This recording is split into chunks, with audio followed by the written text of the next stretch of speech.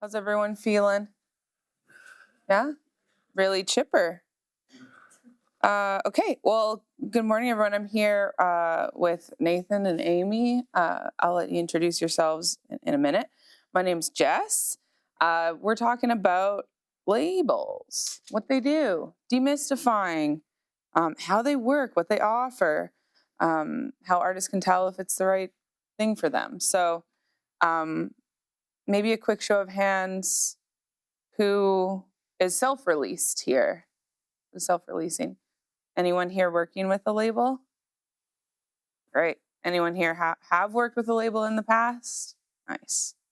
Okay. Well, that's good to know for this. Why don't we start with introductions with you, Amy? So I'm Amy. I'm like the freshest person at Mint, so this is an interesting panel to be on, but I'll do my best. I'm the label assistant, so I'm like directly under the manager's little right hand. But I have a pretty good history of working with like independent and DIY labels, so I love that a lot of you have self-released as well. Yeah. Nice. Nathan Stein, director of A&R at Dine alone. Have been there in 2 separate iterations there for a total of 12 years. I've been at Arts and Crafts as well as head of A&R there, and the Drake Hotel is programming and promotion, and varying other boards and things like that over the years, but primarily A&R and artist management. Nice. Yeah, like I said, my name's Jess. I started a label called Neon Moon Records in post-pandemic times, 2021, and yeah, based out of Alberta. So I think we got a good diverse crew up here today. And I'm happy to be moderating the panel for everybody today. So thanks again for being here. Why don't we start maybe with a broad one, just because the music industry changes so much. What does a label actually do in today's day and age in 2025? Right. We were talking about back in the day signing deals with, smoking in the office. And, what do labels do in 2025? Right. Yeah. I think it's especially now in the way that that even the industry is as a whole now. I think it looks differently dependent on the artist. So a broad label thing, like even the way that us as indies do things is nowadays very different than the way that a major would do something. So very broadly, helps with distribution, which is now more of a digital thing, as well as providing. I think a big part of it these days is just a financial sort of underwriting, early investment of helping to get these projects off the ground. Obviously, marketing services and all that are wrapped in, but I think it looks pretty different dependent on who it is. There are artists that maybe will only need help on digital sides. There's artists that maybe will only need help on the physical side. There are some that, so it just can look very different. But I think, in a major system, it's probably pretty straightforward as far as what's offered and what happens in those systems. I think with indies and, even the ways that, you can go and, work with CD Baby, AWOL, Two Lost, which are essentially distribution companies.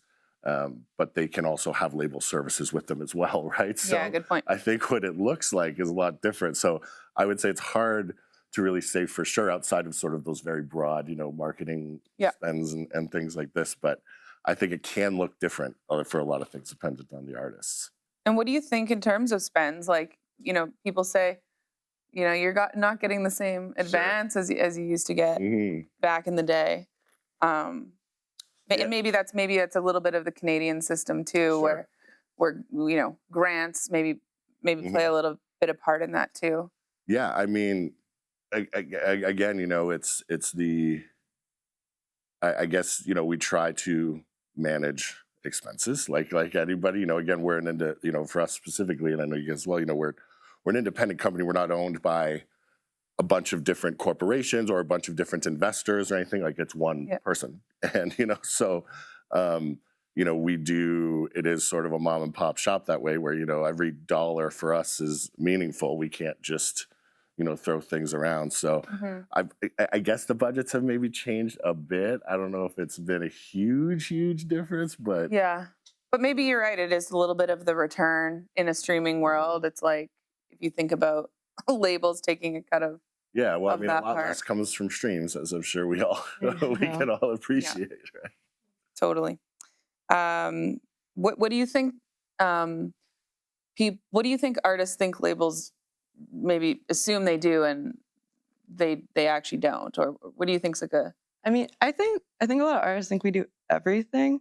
Yeah. I mean, what's funny is, I mean, to build on what you say, like when I first got involved in music, I'm like a big acronym person, and like I feel like if I can recall it, it was like A double D double R double M double P are all like the components that labels are often involved in. So that's like, yeah, like artist development, distribution, roadmaps for releases, manufacturing, marketing, promotion, and publicity. So like we have our little kind of like hands like in resources and able to like help out in a lot of these different areas. Mint's like 3 people. Like we don't do all of that in-house, but we do have the resources to help people find that. Yeah, that being said, like there are specific things, like I think historically speaking, labels are primarily concerned with like manufacturing and production of like merchandise. So that is something we do cover usually and do, and that comes back in expenses and works that way.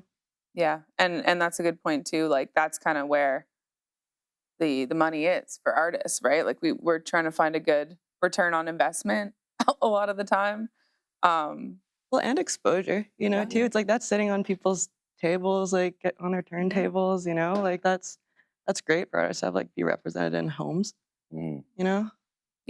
Yeah, the merch game's got to be strong these days. For sure. Yeah. It's a big focus for Neon Moon, anyways. Just because, we're looking. I think 2 labels are maybe a little more holistic in their approaches and in developing acts, and some things are maybe a little more full circle support sometimes. Like we've worked with artists that say like they don't have a booking agent, and we're like, okay, well we have a booker kind of on our crew. So it's like I think labels are maybe doing a little bit more than or just seeing the need.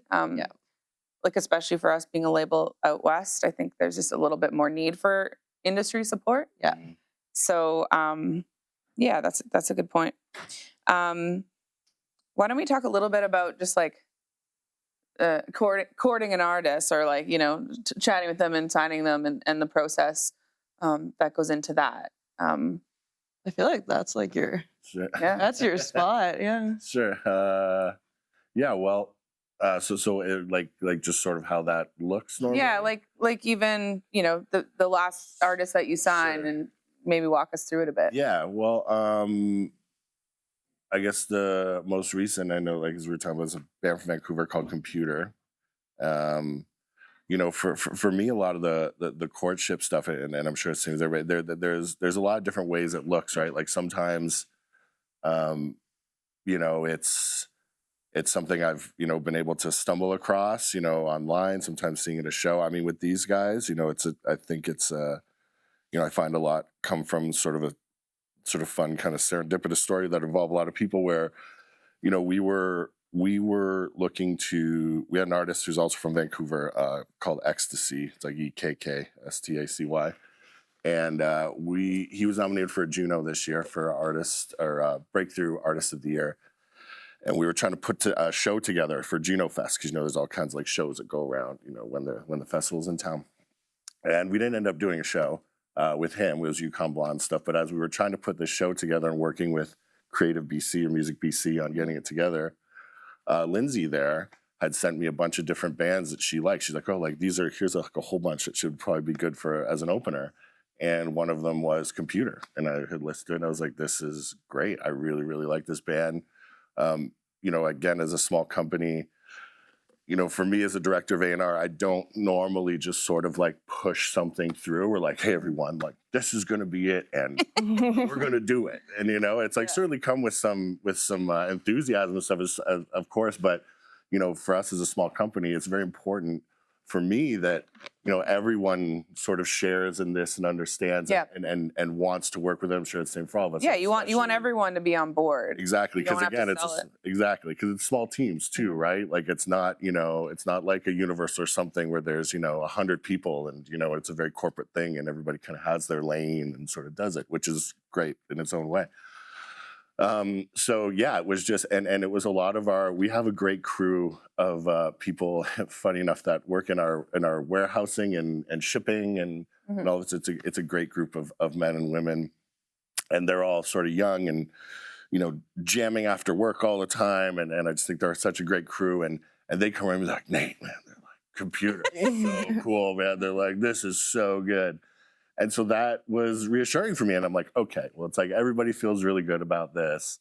Let's try and go for it. So, and then that usually is a slide in a DM or something or, whatever. And, you kind of got to do your standard, hey, really love what you're doing. Would love to talk sometime about your future plans or something or whatever. So, that was that one. And we were able to kind of move things along pretty quickly.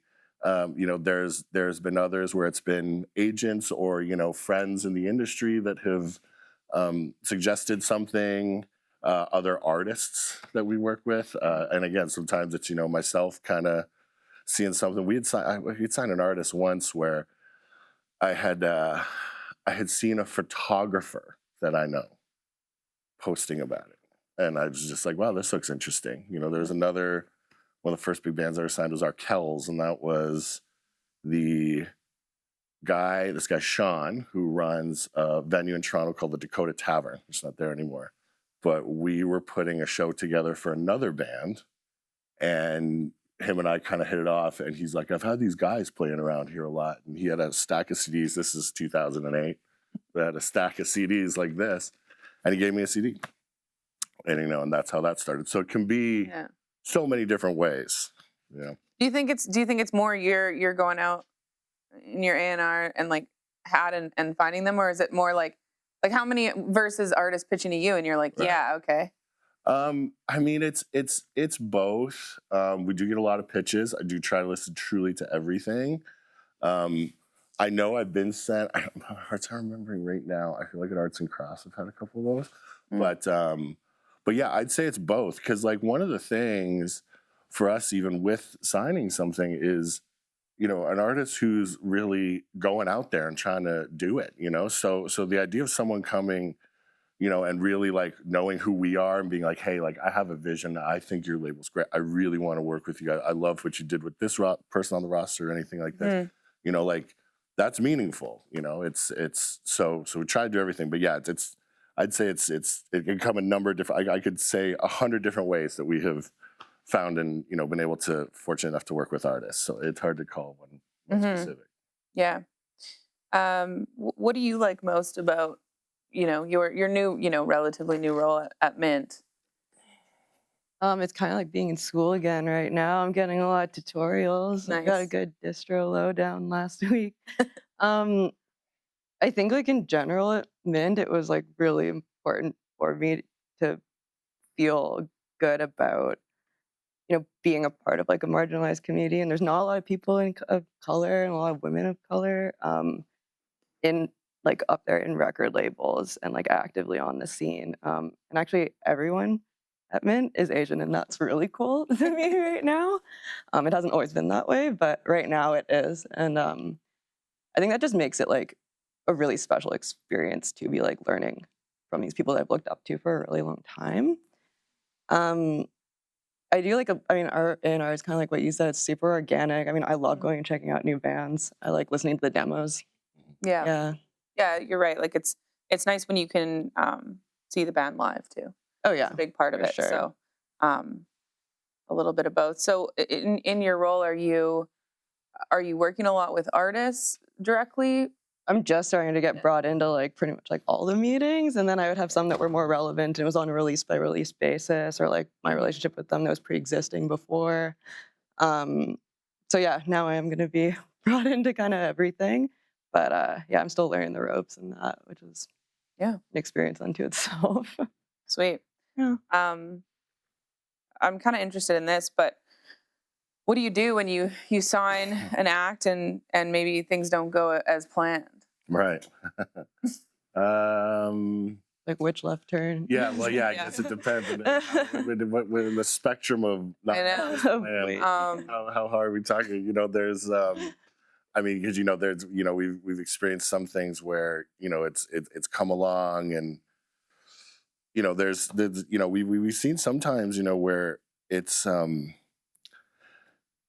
know you need to kind of be ready too, right? You need to kind of be mature and sort of you know it's fun, but to really, and I think now more than ever, the amount of work that goes into it for everyone, right? And it's Mhm. not just is astronomical. You know, it's every day. It really is, and it's not just you know I'm sure like you know we all talk about the content stuff. I'm sure that will come up all the time.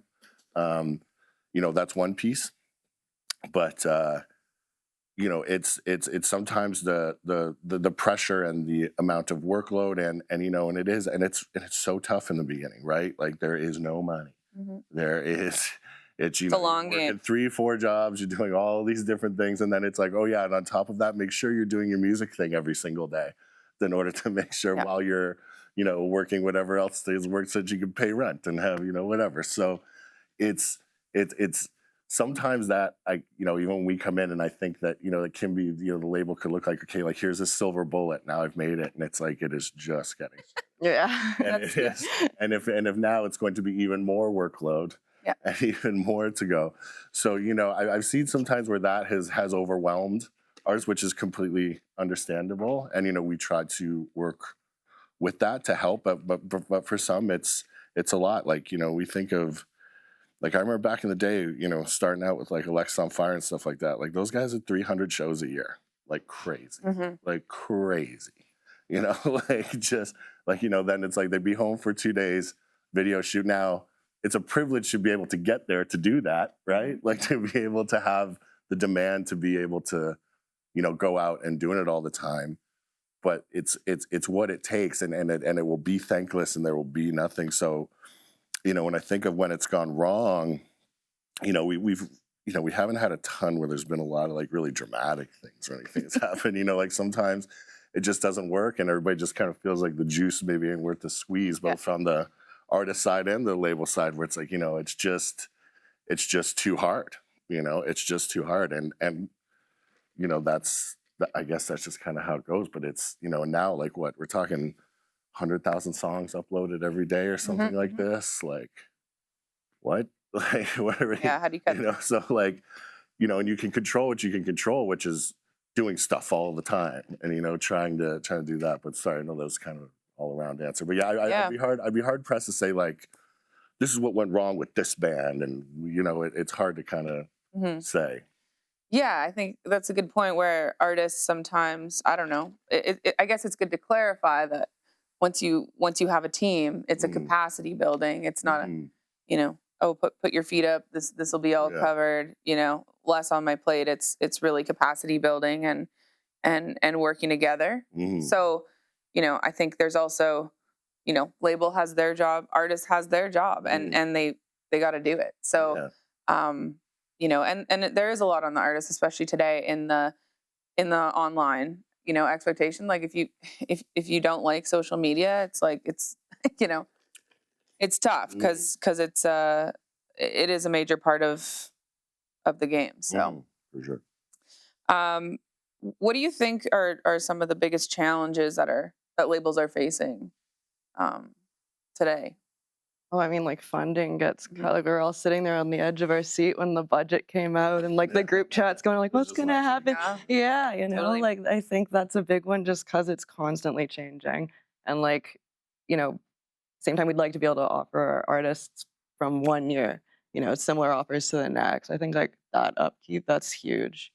Yeah, and Yeah, the funding, like, thank gosh it went through, you know. Everyone's like pretty okay, I think, right now. yeah, Yeah. yeah.